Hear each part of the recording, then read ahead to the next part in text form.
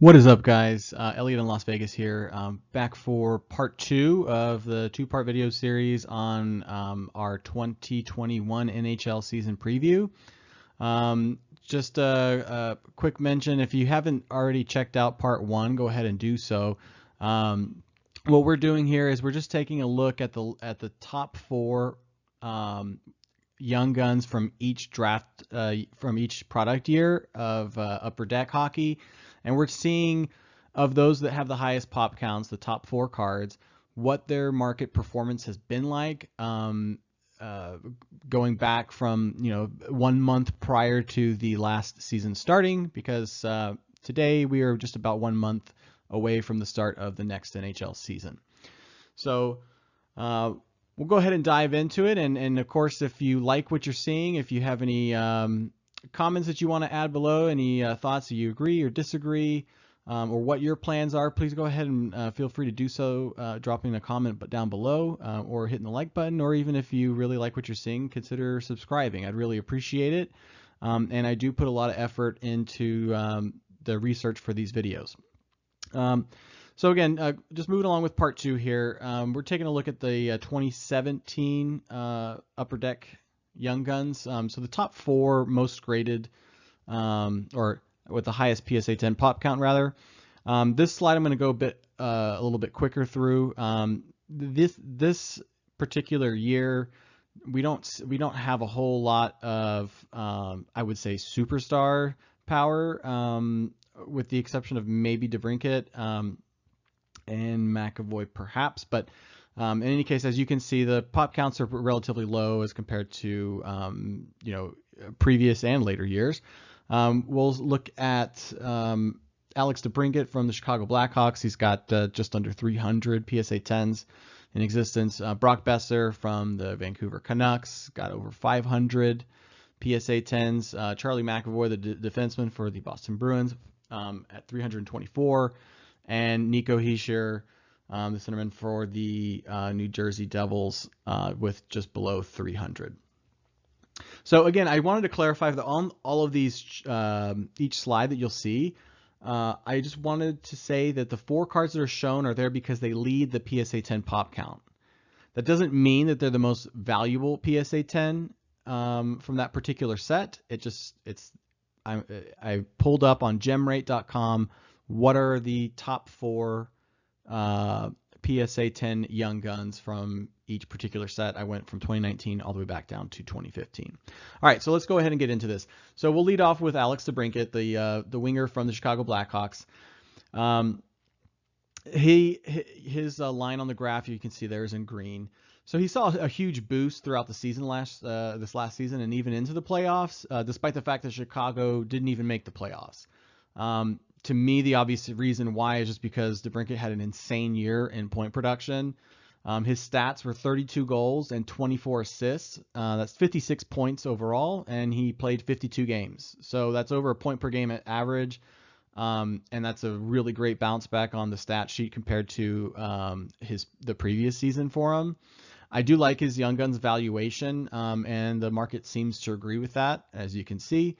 It's gradually 3x in value over the last 9 months. So even though that right now it's a plus $200 entry point, his last PSA 10 sale that I have pulled on Market Movers, it was at $210 on August 25th. So even if it's a plus $200 entry point, I would still be a buy on him, as well because of his stats and a super low pop count. He's a really reliable point producer, and we'll see what it'll be interesting to see what Chicago can do this year. Next, we'll move on to Brock Besser. Every time I've had a Vancouver Canuck on these lists, I always get a little unsure, and I think maybe Vancouver Canuck fans might agree with that. So I'm still undecided on how I feel about the direction of his Young Guns. You can clearly see Brock Besser, his PSA 10 is in that blue line. So you can see the arc and the decline. I think overall Vancouver's got a good shot at making the playoffs. I think they'll probably finish 4th in the Pacific. And given that I'm a buy on Quinn Hughes' PSA 10, at the moment, and I think his, like I said in the previous video, his PSA 10 right now, at least the last sale was like $210. Anyway, I think that my short-term outlook on Boeser is that we'll likely see an uptick in his prices over the next few weeks as we approach the next season. But I think for, beyond that, the market will react to his performance. So I think the first few weeks of this upcoming season are really important from that aspect, and I think it'll just kind of depend on Vancouver's performance. I honestly don't. My gut feeling is that it's probably not going to get over 250, but who knows? Maybe he goes on a crazy scoring clip and Vancouver's just surprising everybody. Who knows? Next, we'll go ahead and jump into looking at Charlie McAvoy, D-man for the Boston Bruins. His PSA 10 sale before the beginning of last year or the last season was $80. His current previous sale, which took place on August 31st, was $225. So we've seen basically a strong growth over the course of the last month. His line is in orange there. He's got a low pop count for 325 PSA 10s.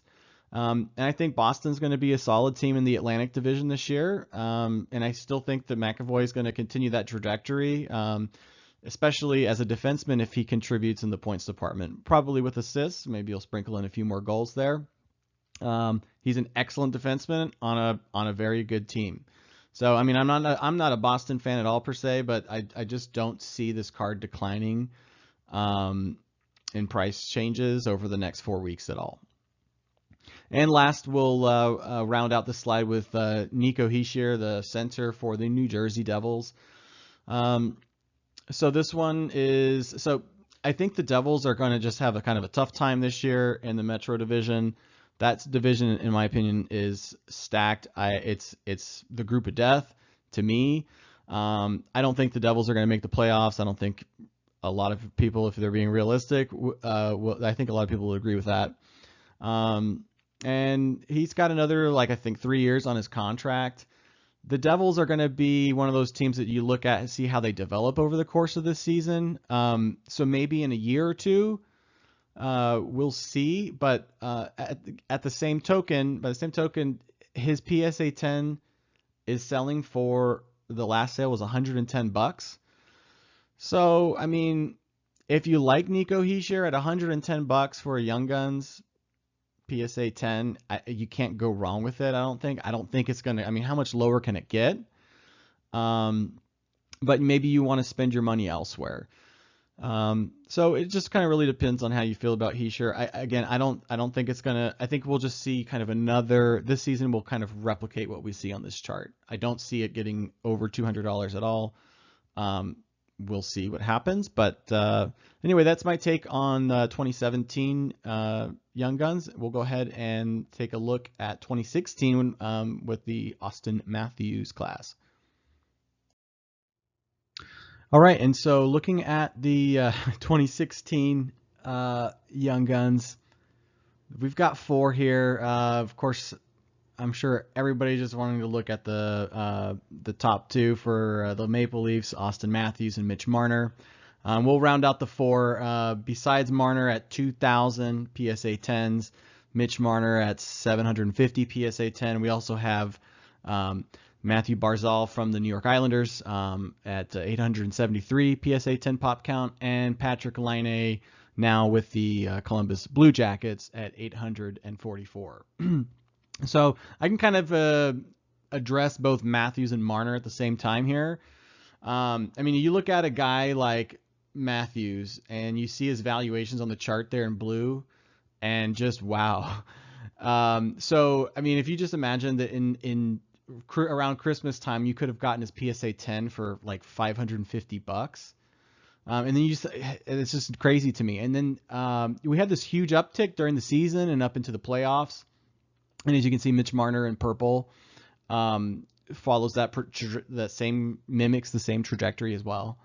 If you notice, I've got that yellow shaded column there. That shows basically what happened with their prices. I mean, specifically with Matthews. I mean, look at that nosedive. That yellow column represents the duration of time during the Toronto versus Montreal playoff series. So for those of you that don't remember, Toronto was leading this series 3-1. And at the time, Matthews' PSA 10 Young Guns was at 2K.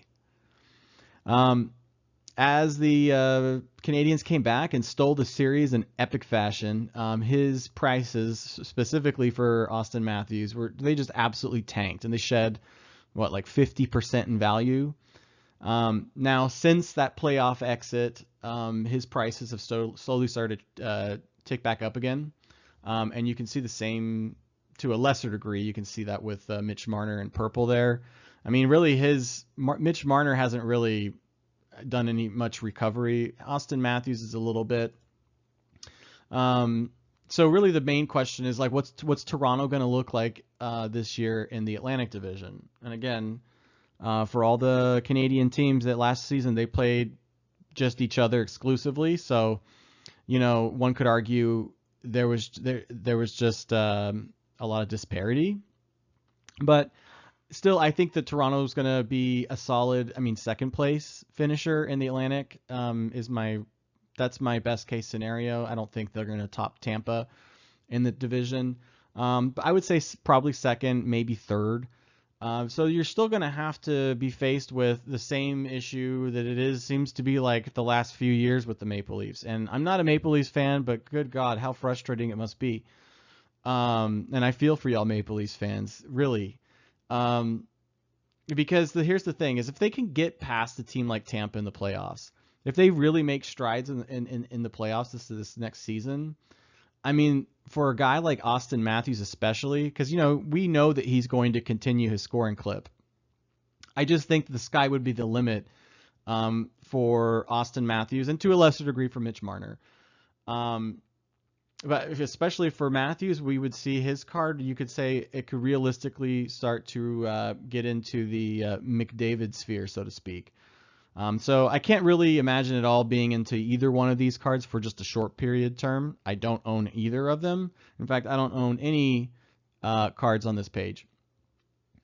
But so at the same time, I still think they're going to go up. So that's my piece on my little hot take on the two Maple Leafs there. We'll go ahead and look at Matthew Barzal. Just real quick. So the Islanders, they're a great defensive team. And honestly, if you like seeing high-powered offenses, then they're not the team to watch. He's seen a moderate price increase in his PSA 10 over the last 9 months. You'll see Matt Barzal's in green. Just because the Matthews card that's on here is priced so highly, it's hard to really tell the increase. But you can see a slight upward trajectory for Barzal's Young Guns. He started out at about $157, I think is what my stats say, on January 13th. The most recent sale is $230. That was on September 5th. So I don't see this card value getting much higher in the short term, especially it seems to be like all eyes on, especially for teams in the Metropolitan Division, everybody's going to be looking at the New York Rangers. At least that's how I see it. Maybe Barzal could be a sleeper. I just don't see it though. And then lastly, we will round it out with Patrik Laine there. So last season, Patrik Laine and Pierre-Luc Dubois from the Columbus Blue Jackets, they were involved in a big trade that sent Patrik Laine to Columbus and Pierre-Luc Dubois to Winnipeg. I don't really think either player won in that trade. I think clearly the Winnipeg Jets might have won the trade, so to speak, but from a hobby standpoint, I don't think anybody won. He's a great goal scorer. He's got great goal scoring talent, but Laine is on the Blue Jackets. That basically says all you need to know. His valuation is currently at $130. His last sale was $132 on September 13th. He began the previous season. His PSA 10 was priced at $180. There's a sale on record for that. But it's just that the Metropolitan Division is absolutely stacked, and I mean, I even think the Devils will be ahead of Columbus. Columbus is going to finish last place. They're not going to the playoffs. I think that you're just going to pass on Patrik Laine. We'll go ahead and move into our last slide, and that's the one with Connor McDavid. So more to come in just a second. All right, and then last two slides. I needed two slides for the 2015 only because, as you can see, out of the top four highest PSA 10 pop counts in 2015 for Upper Deck. Connor McDavid, obviously, he's got over 2,100 PSA 10s. Then it drops down to 665 with Jack Eichel, who's almost at 666. That's kind of scary. Yeah, Jack Eichel PSA 10 pop count is 665. And then we go down to Artemi Panarin. I do have some things I want to say about him. And then Dylan Larkin, a.k.a. D-Boss, for the Detroit Red Wings. And he's at 423 PSA 10 pop count. So this first slide is just going to be McDavid, and then the second slide for this is going to be with his stats or his line removed, so that we can actually see the trajectory for the others a little bit better. Anyway, so Connor McDavid, what else is there to say? At the start of last season, his PSA 10 Young Guns was going for $2,125. We see the arc over the course of the season, and then into the playoffs, it kind of dipped back a little bit. Even kind of cooled off a little bit more into the off season, but by the end of July, I think we saw the bottom, so to speak, of the off season. His most recent PSA 10 sale that I have pulled from Market Movers here took place on September 7th. That card sold for $2,950, so basically $3K. Much like the Austin Matthews situation, this is another one. We know what kind of player Connor McDavid is. We know that the Edmonton Oilers just score buckets of goals. Does that even sound right? But anyways, piles and piles and piles of goals, especially between McDavid and Leon Draisaitl. The fact of the matter is Edmonton's going to make the playoffs. A lot of people have them finishing second behind yours truly's Vegas Golden Knights in the Pacific Division. I think that's a very realistic scenario. And much like the Toronto Maple Leafs, it's going to be about like what can Edmonton do in the Stanley Cup playoffs. If they make a run, I mean, what is missing from Connor McDavid besides winning the Stanley Cup? I mean, I think that's the only thing. And the interesting thing to think about, though, is so when that time, because I think he will, it's only a matter of time, but when that day comes that McDavid wins a Stanley Cup, what will his PSA 10 price for his rookie card look like? I mean, I don't know. I mean, could it get higher? I suppose, yeah, sure, it could. I mean, I don't know. This one is like kind of crazy to me. I mean, on the one hand, it's like, Jesus, it's $3K right now for a PSA 10. But on the other hand, he's the most prolific goal scorer in the league, in my opinion, at this moment. And I think a lot of 99% of people agree with that. He's just a scoring maniac. It's insane. So really, this is going to be one of those instances where, it's with the Oilers and with McDavid, it's like, okay, show me. Playoff time, I think a lot of people will enjoy all of his goals that we expect him to score over the course of this year. But a lot of people, for legacy purposes, it's like, all right, let's fast forward to the playoffs because we know what you got. Let's see if you can do it when it really counts, when it really matters. That's really all I have to say about McDavid. I don't see any short-term shenanigans going on with his prices. I mean, it'll probably go up actually a little bit. I could see it, approaching 3,500 in a relatively soon period of time. So that's pretty much about. We'll just have to kind of wait and see how the Oilers perform in the playoffs. And with that, we'll just go ahead and transition to our last slide so that we can see the other three cards. We can see their trajectories a little bit better. All right, so I've removed Connor McDavid kind of grayed them out so that we can see, the trajectories of these guys a lot easier. So first one we'll start out with is Artemi Panarin, left winger for the New York Rangers. Of course, as Young Guns, he was playing for the Chicago Blackhawks at the time, so you'll see him there on the bottom left in the red jersey. So his line is green. Over the course of the last season, right before the last season started, his PSA 10 sold for $200. It was valued at around $220. Then, as we cross over that first red bar where the season started on January 13th, it took off and kind of just somewhat slowly trickled down and went back up again throughout the course of the season. But currently, the most recent sale on Panarin's PSA 10 is $274. That was on September the 6th. So again, a lot of eyeballs are going to be on the Rangers this year. I know I am going to be keeping a close eye on their games. I think there's a lot of people that have high expectations. There's a lot of pressure on New York this season to, they've got a stacked roster in my opinion. That's a really tough division, the Metropolitan. I think that if they can eke into a playoff spot, I think, and if Panarin's production stays the same, if not improves a little bit, gets a little bit, scores a little bit more points this year, goals and assists, I could see this card approaching 400.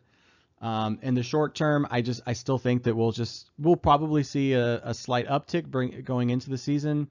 I don't really see, I'm not sure what that crazy sale right after the beginning of last season was all about. Up at it was like a $500 on, looks like January 19th. I don't think we're going to see that. I think this will be more, this card will be a little bit more performance based, and more realistic and less hype. All right, well, now we'll just address the really awkward one, which is Jack Eichel. So Jack Eichel is in a weird situation. The Buffalo Sabres are an absolute dumpster fire. Nobody really knows what's happening with Eichel.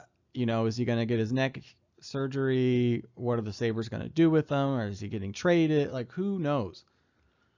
So, I don't know. I mean, you can see, he missed a ton of games because of his neck injury. At the beginning of the season, January 13th, his PSA 10 was around $400. His current last sale was $389.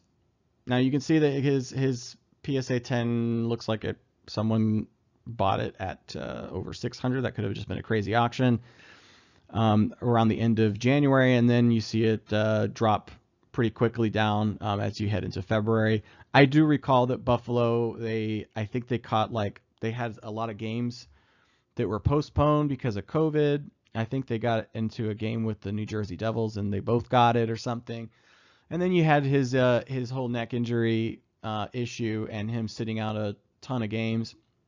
This is one of those weird instances where, this card, there's a lot of, he's got a lot of potential, but there's just so many asterisks and so many questions and doubts and, if he gets the treatment on his neck that him and his agent want him to get, what's that recovery time going to look like? What is he going to look like when he returns? There's just so many unknowns. So I'm staying far away from Jack Eichel. In fact, I had a couple of PSA 9s, and I sold them off, around March of last year, and haven't looked back. So I don't know. I think it's just a TBD on this guy. And then the last one to round out, and no offense to Red Wings, but Dylan Larkin.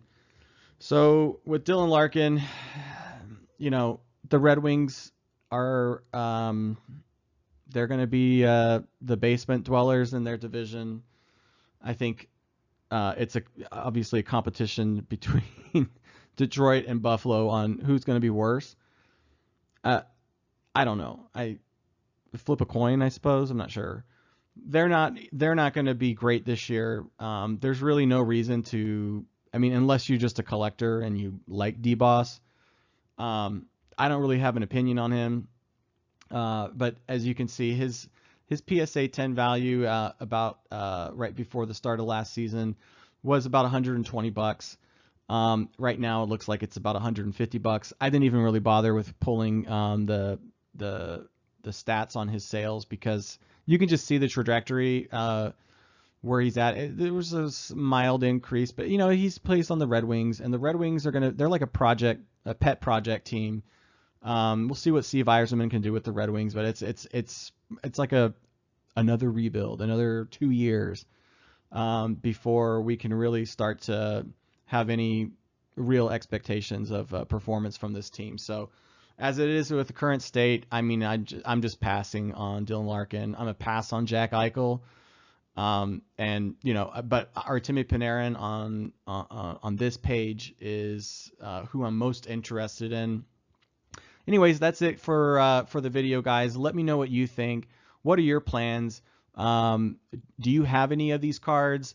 Are you interested in buying any of them? Are you interested in selling any of them? Just let me know your thoughts down below. And thank you again for your time. And we'll come out with a new video here pretty soon. I'm looking forward to more hockey content in the very near future. Thanks, guys.